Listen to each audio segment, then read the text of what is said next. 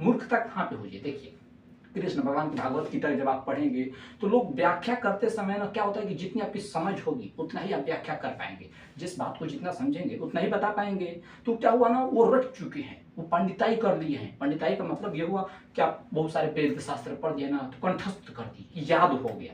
पर याद करने में और समझदारी में बहुत फर्क होता है।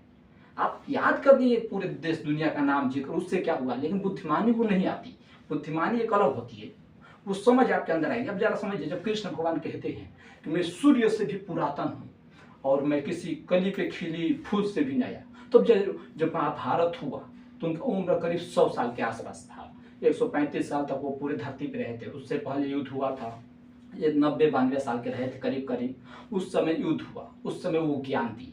तो वो जो 70 साल का 100 साल का लड़का था, वो तो नहीं कह सकता कि मैं शिव से भी पुरातन, वो तो 100 साल का है। बाकी और जो बोल रहे हैं जो शब्द, तो फिर वो परमात्मा को बोल रहे हैं ना, जो हमारे भीतर आत्मा छिपा है, जिसको हम परमात्मा कहते हैं, परमात्मा का अंश है।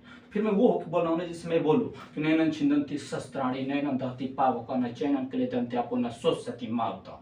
मुझे शस्त्र काट नहीं सकती, अग्नि जला नहीं सकता, जल पीला नहीं कर सकता, वायु सुखा नहीं सकती, अर्थात मैं अमर हूँ।